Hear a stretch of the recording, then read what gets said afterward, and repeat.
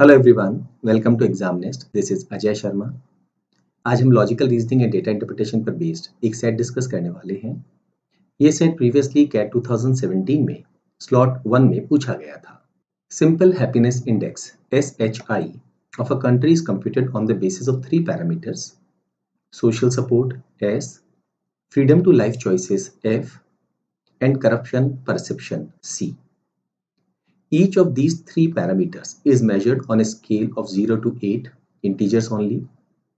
A country is then categorized based on the total score obtained by summing the scores of all the three parameters as shown in the following table.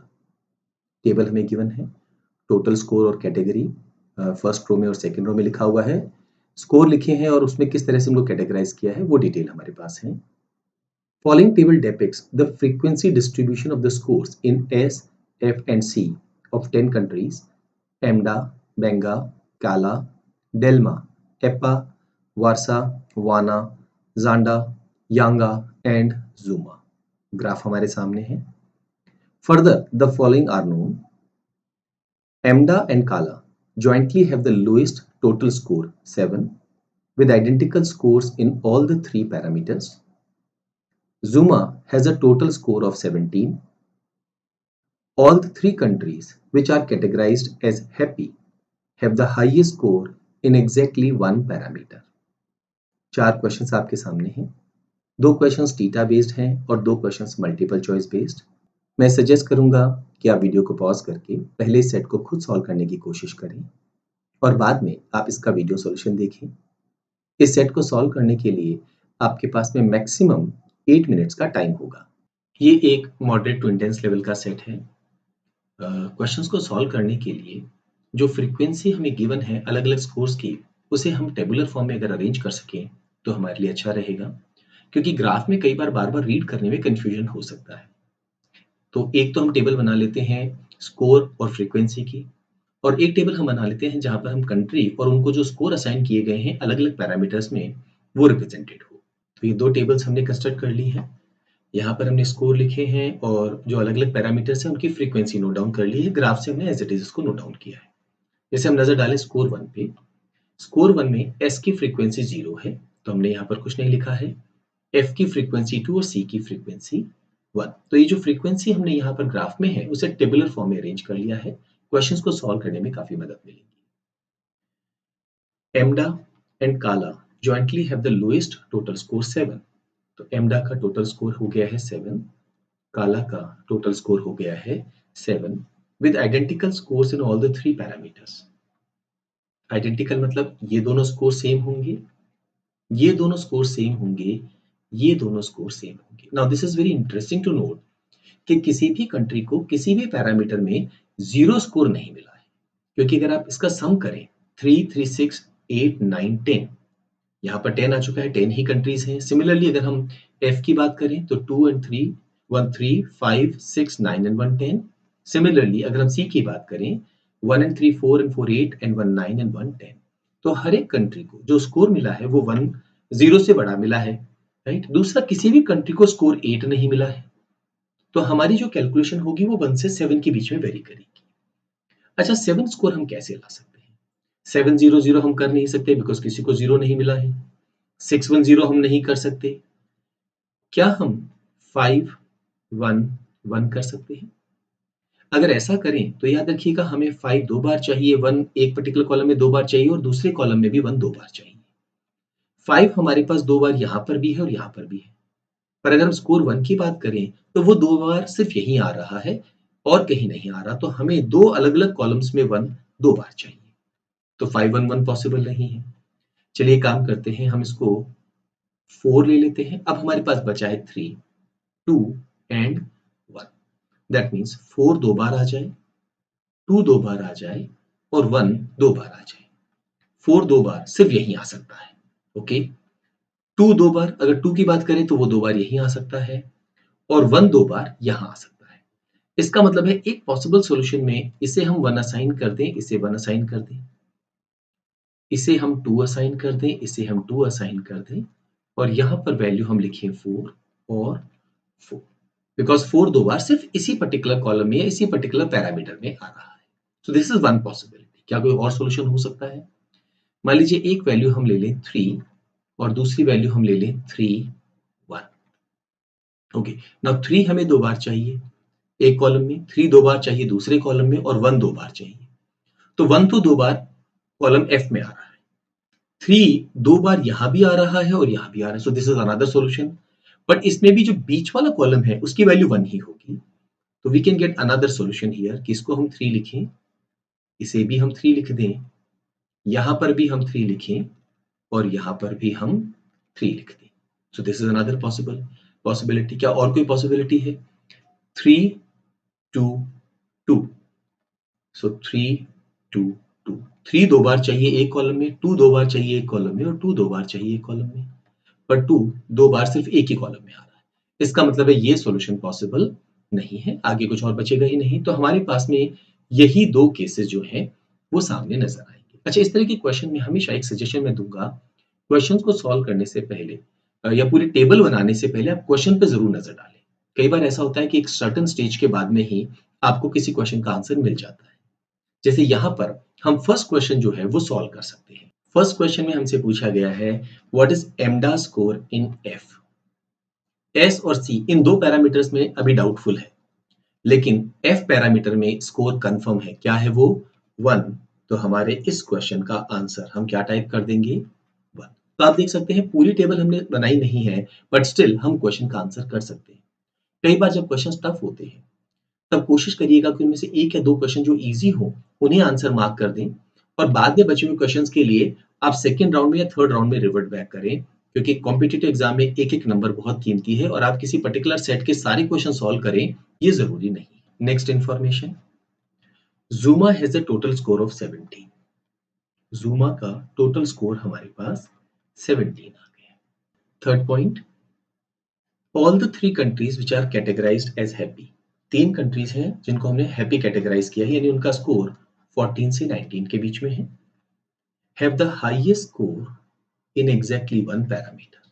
बड़ी important line है, highest score in exactly one parameter. Confusing भी हो रही है line थोड़ी सी। हर एक parameter का ये हाईएस्ट स्कोर है, देखिए यहाँ पर ये हाई स्कोर है और यहाँ पर ये हाई स्कोर है।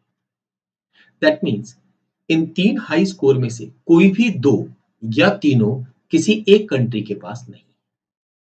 ठीक है, दैट मीन्स अगर मान लीजिए फर्स्ट कॉलम में एक हाई स्कोर 7 आ गया तो दूसरी उसी कंट्री के सेकंड कॉलम में 7 नहीं आ सकता। यहां 7 आ गया तो यहां 6 नहीं आ सकता, बिकॉज थर्ड कॉलम में 6 हाईएस्ट है। यहां 7 आ गया तो यहां 6 नहीं आ सकता, यहां 7 7 6 नहीं आ सकता। अच्छा, पर क्या 7 और 6 ऐसे आ सकता है? क्योंकि एफ पैरामीटर की अगर हम बात करते हैं तो 6 हाईएस्ट स्कोर नहीं है, हाईएस्ट स्कोर 7 है। तो यहां 7 के साथ 6 आ सकता है, पर यहां 7 के साथ में 6 या इस 7 के साथ ये 6 नहीं आ सकता, बिकॉज ये अपनी कैटेगरी का हाईएस्ट स्कोर, अपनी पैरामीटर का हाईएस्ट स्कोर है। तो ये एक बड़ी इंटरेस्टिंग चीज है नोट करने की कि 3 कंट्रीज हैं, हैप्पी कैटेगरी हैं और तीनों में से हर एक के पास इन 3 में से एक एक स्कोर है। अब किसका किसके पास है ये हमें नहीं मालूम, यही हमें पता करना है। सबसे पहले फोकस करते हैं Zuma पे। ठीक है, Zuma का स्कोर कितना आ रहा है? 17। अब आप 17 स्कोर कैसे ला सकते हैं? चलिए, हाई स्कोर हमने ले लिया है 7 एक पैरामीटर। अब बाकी जो 2 पैरामीटर्स हैं उनका सम 10 होना चाहिए। 10 करने के लिए एक तरीका है 7 3, पर दोनों 7 एक साथ नहीं आ सकते। एक तरीका है 6 4। ठीक है, ये पॉसिबल है, पर याद रखिएगा अगर 7 हमने फर्स्ट कॉलम वाला लिया है तो 6 हमें लास्ट कॉलम में अलाउ नहीं है। तो ये सॉल्यूशन एक ही केस में पॉसिबल है, जब हम फर्स्ट में 6 ले लें, सेकंड में 7 ले लें और थर्ड में 4 ले लें, बिकॉज 7 दो ही जगह है, या तो यहां है या यहां है। यहां 7 लिया तो यहां 6 नहीं ले सकते, अलाउड नहीं है, अभी हमने डिस्कस किया। यहां 7 लिया तो यहां हम 6 ले सकते हैं और उस केस में 4 हमारा थर्ड कॉलम में चला जाएगा। तो एक तरीका तो ये है 7 5 5। एक तरीका ये भी है, पर हमें ये देखना होगा कि क्या 5 हमारे पास में अगर हम फर्स्ट कॉलम में मान लीजिए यहां पर 7 ले रहे हैं तो सेकंड के लिए 5 अवेलेबल है, पर थर्ड के लिए 5 अवेलेबल नहीं है, तो ये पॉसिबल नहीं है। अच्छा, अगर इसको हम इस तरह से लिखते हैं 5 7 5 तो क्या अलाउ है? 7 अवेलेबल है, यहां 5 अवेलेबल पर थर्ड कॉलम में 5 अवेलेबल नहीं है, इसका मतलब है ये वाली पॉसिबिलिटी हम रूल आउट कर सकते हैं। और क्या हो सकता है, चलिए एक 6 ले लेते हैं। अब हमें 17 करने के लिए 11 चाहिए। 7 4 नहीं लेंगे, वो ऑलरेडी केस काउंट हो चुका है। हम लेंगे 6 6 5। क्या ये पॉसिबल है? Definitely yes. बट इसको अरेंज करने का एक ही तरीका होगा, बिकॉज 6 हमारे पास एक यहाँ है और एक यहाँ है, तो इसको हम लिखेंगे 6 5 6। तो ज़ूमा की अगर हम बात करें तो दो तरीके हैं 17 स्कोर लाने के, पर दोनों ही तरीकों में जो फर्स्ट पैरामीटर है दैट इज एस, उसमें स्कोर 6 होगा। What about second and third parameter? 7 होगा यहां पर, तो यहां पर 4 होगा, और अगर यहां पर 5 होगा तो यहां पर 6 होगा। इस इंफॉर्मेशन के साथ हम सेकेंड क्वेश्चन अब आंसर कर सकते हैं। नेक्स्ट क्वेश्चन पूछा गया है, what is Zuma score in S? S में ज़ूमा का स्कोर क्या है? 6। तो इस क्वेश्चन का आंसर होगा 6। स्टेज वाइज हम चल रहे हैं, जैसे जैसे क्वेश्चन आते जाएंगे अकॉर्डिंगली हम इन्हें सॉल्व करते जाएंगे। Next question, Benga and Delma, two countries categorized as happy are tied with the same total score. Now एक हैप्पी कंट्री तो कौन हो चुका है? ज़ूमा। बाकी दो हो गए बेंगा एंड डेल्मा, और इनका स्कोर टाई हो चुका है। What is the maximum score they can have? अच्छा, क्वेश्चन को सॉल्व करने से पहले एक काम करते हैं, जो फ्रीक्वेंसीज अब कंप्लीट हो गई उनको हम हटा सकते हैं यहाँ से। जैसे 1 हमने यहाँ पर 2 बार यूज कर लिया है, तो अब 1 हमारे पास अवेलेबल नहीं है। हम इस पर्टिकुलर वैल्यू को अब यहाँ से इग्नोर कर सकते हैं। ठीक है, इसके अलावा एक 6 हम यहाँ से हटा सकते हैं, क्योंकि ये कंफर्म हमने यूज कर लिया है। 4 और 3 जो है वो अभी हम हटा नहीं सकते, बिकॉज हमें नहीं मालूम है कि हमने यहाँ पर 4 2 यूज किया है या 3 3 यूज किया है, एंड कॉरस्पॉन्डिंगली यहाँ पर 7 4 यूज किया है या 5 6 यूज किया है। ज़ूमा का स्कोर 17 हो चुका है। ठीक है, 17 लाने का क्या तरीके थे? हमने दो डिस्कस किए थे। एक तरीका होगा 7 6 4, ठीक है, और एक तरीका हमने डिस्कस किया है 6 6 5। अगर बेंगा एंड डेल्मा दोनों का स्कोर टाई हो रहा है, तो क्या दोनों 17 कर सकते हैं? कर सकते हैं, अगर हमारे पास में दो केसेस ये हो और एक केस ये हो, या हमारे पास में एक ये वाला केस हो और दो केस ये वाले हो। पर इसमें एक दिक्कत है, यहां पर अगर हम इस केस को कंसीडर करते हैं तो हमें 6 चाहिए होंगे, 1 2 3 एंड 4, जबकि 6 हमारे पास टोटल ही 2 अवेलेबल है। 1 तो ऑलरेडी हम किसी को दे चुके हैं, और बाकी 3 और हमें चाहिए, तो हम कहेंगे ये पॉसिबिलिटी रूल आउट हो गई है। सिमिलरली अगर हम यहां देखें तो यहां तो 6 हमें और भी ज्यादा चाहिए, तो इसका मतलब है इन दोनों ही कंट्रीज का जो ओवरऑल स्कोर है वो 17 तो नहीं हो सकता है। चलिए बात करते हैं स्कोर 16 की। ना यहां पर हम दो केसेस लेके चलते हैं, ज़ूमा वाला 6 7 4। एक तो ये वाला केस हुआ, या फिर दूसरा केस होगा 6 5 6। ओके, अब 16 लाने के लिए यहां पर, क्योंकि एक 6 हमारा जा चुका है, इस केस को हम देखते हैं, एक 7 जा चुका है और एक हमारा 4 जा चुका है, तो टेम्परली हम इन वैल्यूज को एक बार हटा देते हैं। ये वाला अगर हम केस यहां पर कंसीडर करें तो 6 7 4 चला गया है। ओके, अब हमें ये बताना है कि क्या हम 16 स्कोर ला सकते हैं। एक तरीका तो वो यहाँ पर हम 7 ले लें, एक 5 ले लें, तो 7 5 12, और एक 4 ले लें, पर दिक्कत है 4 अब हमारे पास बचा ही नहीं है। ओके, तो 7 के साथ में 5 4 नहीं हो सकता, 6 हमारे पास इस जगह नहीं बचा है, और इस 7 के साथ इस 6 को हम शामिल नहीं कर सकते। राइट, हमारे पास 6 बचा है, पर इस 7 के साथ 6 को शामिल नहीं कर सकते हैं। दैट मीन्स अगर हमने यहां पर ये वाला केस लिया तो हम 16 स्कोर ला ही नहीं सकते हैं। दोनों की बात छोड़िए, हम किसी एक को भी 16 स्कोर असाइन नहीं कर सकते हैं, बिकॉज 16 के लिए या तो हमें अब जो बचे हुए उनमें से या तो 7 6 13 और 3 लेना पड़ेगा, पर ये दो 7 और 6 साथ में नहीं आ सकते हैं, या फिर हमें 7 5 और 4 लेना पड़ेगा, पर 4 अब हमारे पास बचा नहीं। करेक्ट। चलिए, अगर हम यहाँ पर थोड़ा सा दूसरा केस ले लेते हैं, 6 5 6 वाला केस, तो 6 तो ऑलरेडी जा चुका है, एक 5 हमारा यहाँ से कम हो गया है, तो ये बचा है 2, और एक 6 हमारे हाथ से चला गया है। ठीक है, अब अगेन हमें 16 चाहिए। 16 हम कैसे ला सकते हैं? लेट अस से हमने 7 इस्तेमाल कर लिया, अब इस 7 के साथ दूसरा 7 हम नहीं ले सकते हैं, तो दूसरा 7 हमने कहीं अलग कर दिया। अब 16 के लिए हमें चाहिए 9, राइट। 7 तो कर नहीं सकते, 6 और 3 कर नहीं सकते हैं क्योंकि 6 हमारे ऑलरेडी एग्जॉस्ट हो चुके हैं। 5 और 4 हम कर सकते हैं, बट 5 हमारे पास में, अगर हम इस 7 की बात करें तो यहाँ एक 5 है हमारे पास में और यहाँ एक 4 है। ये लीजिए, यहां से हमने एक 5 कम कर दिया, ठीक है। तो यहाँ पर 7, 5 और यहाँ पर हमने ले लिया है 4। मैं इसको इस तरह से लिख देता हूँ, 7, 5, 4। अब ये 7 और है हमारे पास, 5 यहां पर बचा है, बिल्कुल है, लेकिन यहां 4 नहीं बचा। और अगर हम 4 इधर ले लें तो यहां 5 हमारे पास नहीं है। ये जो पैरामीटर है इसमें तो 5 है ही नहीं। इसका मतलब दिक्कत क्या होगा कि हम 16 स्कोर 2 के केस में नहीं ला सकते। एक के केस में तो ला सकते हैं, पर 2 के केस में स्कोर 16 हम नहीं ला सकते। तो ये वाली जो पॉसिबिलिटी है ये भी हमारी रूल आउट हो गई है। चलिए नेक्स्ट, क्या बेंगा और डेल्मा का स्कोर 15 हो सकता है? दोनों केस को कंसीडर करते हैं। ये तो जुमा का स्कोर हो चुका है 6, 7, 4। सबसे पहले इस वाले पे फोकस कर रहे हैं। 6 चला गया है, एक 7 चला गया और एक 4 चला गया है, ठीक है। हम चाहते हैं अब बाकी दो स्कोर 15 हो जाए।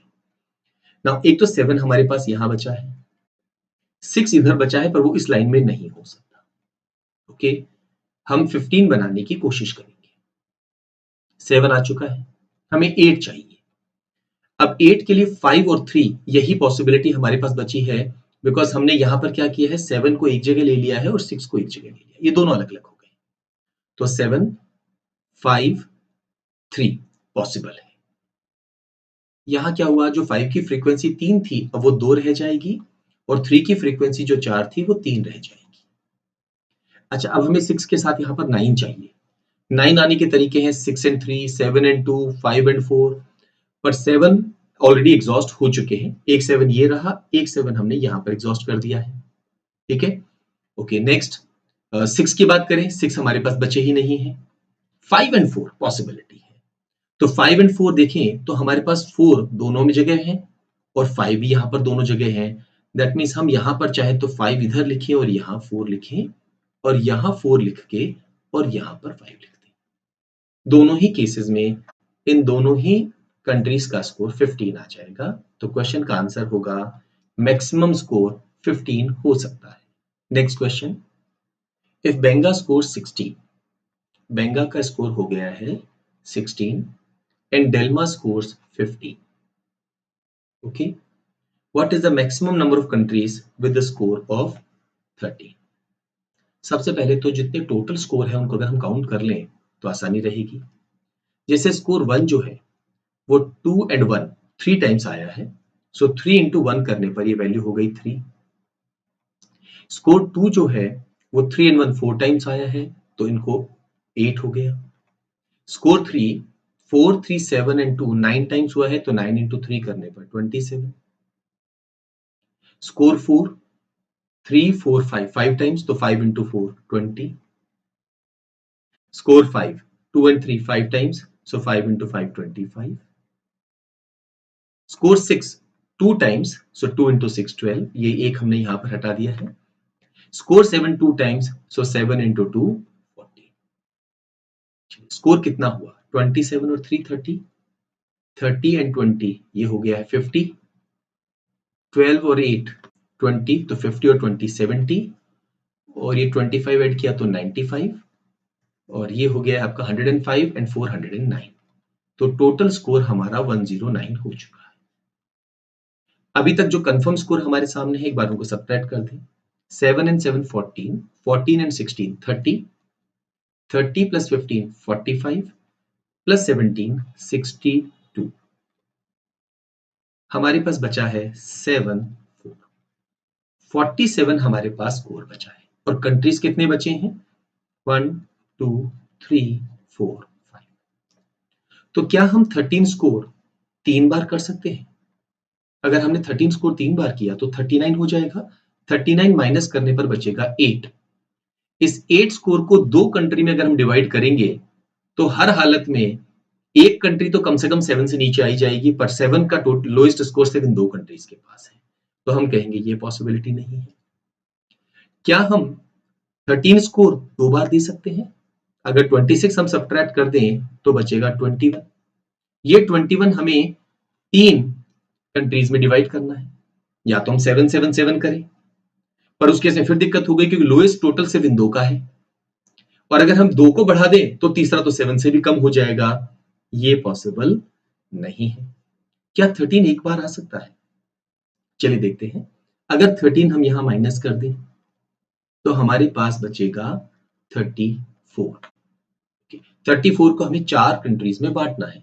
हम कर सकते हैं, अगर हम एक एक केस ले लेते हैं कि 8 8 8 ये हो गया 24 और एक कंट्री को हम देते 10, तो हमारी सारी कंडीशन फुलफिल हो गई है। यानी 13 स्कोर मैक्सिमम हम कितनी बार दे सकते हैं? एक बार। इसीलिए सेकंड ऑप्शन जो है वो हमारे इस क्वेश्चन का आंसर होगा।